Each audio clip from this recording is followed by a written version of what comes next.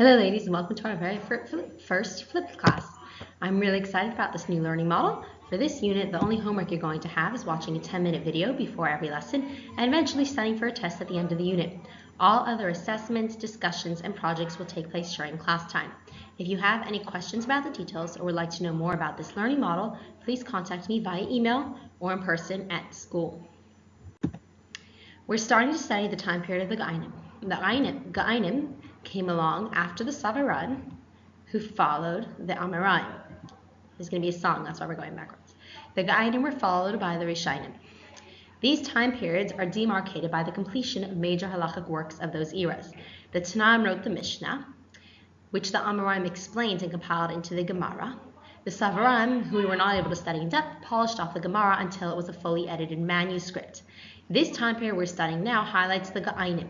It was a time when the Gemara was further clarified by application through various questions to practical cases. The Gaonim wrote responses to specific questions known as responsa. Rabbanim are still writing responsa today.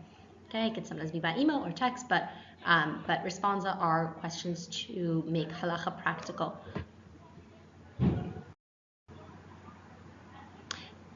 Again, the Gaonim's main accomplishment was responding to questions on the Gemara, the Talmud.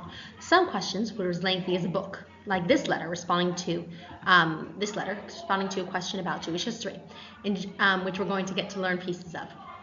In general, though, any answer to any halachic question is known as responsa. In this time period, society in general was moving from an agricultural-based lifestyle to other professions and vocations. There were shopkeepers, craftsmen, merchants. The success of the merchants was largely dependent on the fact that they lived in a united Muslim empire. So despite the battles that disrupted the peace at the borders, they were able to be really successful financially, and we'll talk about that in a little bit. The Gaonim were communal leaders, and sometimes they also served as liaisons with the local king, in addition to the Reish Galusa as well. The Gaonim are located in and near Bavel. So here's a look at the region. Let's get a bit of a closer look. Can you make an outline of the Tigris and the Euphrates here? Can you see that over there? How there's kind of a fertile center region, and there's the Tigris and Euphrates surrounding it. So the Gaonim were based in Bavel, but they had contact, there it is, with the rest of the Jewish world, and they were a constant, albeit slow, communication. They were centered over here in Sura and in Pumbedisa, names that you might already be familiar with. Later on in Peroz Shavar, and finally moving on to focus in Baghdad as well.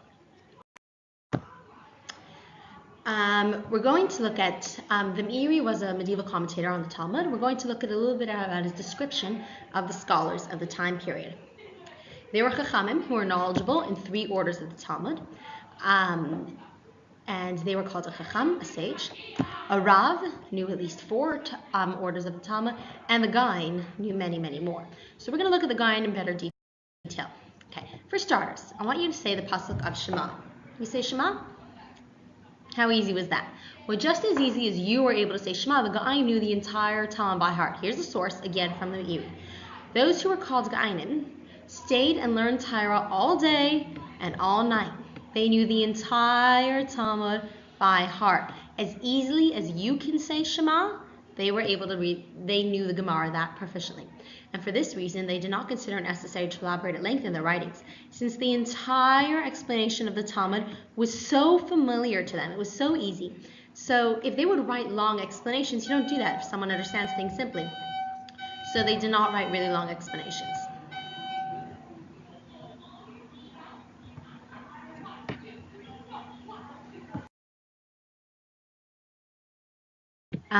These are some of the locations we're going to be focusing on.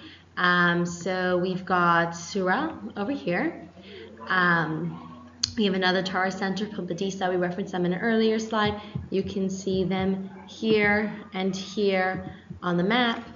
And there was a lot of fighting, and then eventually Jews had to move to Peroz Shavar. And then later on, the Torah center was in Baghdad. But that's the region we're focusing on in this time period. These areas were all under Muslim control, which was safer because the Christians did not allow people to live. They killed people if they weren't like them, and the Muslims allowed them to live just as dhimmis, second-class citizens, as we discussed in last unit. Additionally, the Jews became the link between the East and the West. So because the Muslims linked this whole region over here, the Jews pretty much had influence from the Indian to the Atlantic Ocean, thanks to the Muslim powers, because the Muslims didn't consider them a threat to the same extent they considered the Christians a threat. So they were able to travel freely, although they did have to pay a road tax, and they now became merchants. So what does that mean for Jewish life in general? Let's take about that a bit further. First of all, was that good for the Jews or not? So we've got a great resource over here. There was a time where there was a guy who lived in Pearl-Shavar, and Ali bin Atal, one of the Muslim conquerors, conquered that city, and they went out to greet him with friendliness. They were all greeted with friendliness. So was it good for the Jews? Seems like they were happy to have the Muslim conquerors. They were in a pretty rough situation beforehand. Remember the Byzantine threat. So this definitely was an exciting moment for them. Benefits of the Muslim expansion. The time of the Gemara generally it was better Gaonim. It was better under Islam in terms of the position of the Jews. Most of the time there were no differences based on religion. The Muslims had rules against the Jews, but basically the Jews had decent lives, more communication, and better finances. The advantages of living under Islam were for everyone, really, not just Jews. So for one, there was safer roads. They were able to travel easily, which meant that communication was better. And they also had free trade. They were able to trade a little bit more. And think about it, the Jews had a common language that linked them to all Jews throughout the region, so they were at a pretty good start. And this meant that Jews living under Islam had it pretty good. Now remember, pretty good means that they weren't being killed like they were under the Christians. But imagine like if we weren't allowed to drive new cars or had to wear distinctive clothing or weren't allowed to build a new hall as part of the yeshiva center or something like that. So it was pretty good as comparison to the rest of time. How is this all beneficial to Jewish learning? Let's see. How do you think they would have that this would impact or change in Jewish life? How is it beneficial to Jewish learning? First of all, there was improved communication. So that meant that communities were closer together, even communities that lived further apart. They were able to discuss things with each other and pass on information. They were able to write more thorough responsa, more thorough answers to questions, and they were able to ask each other questions. So that really helped develop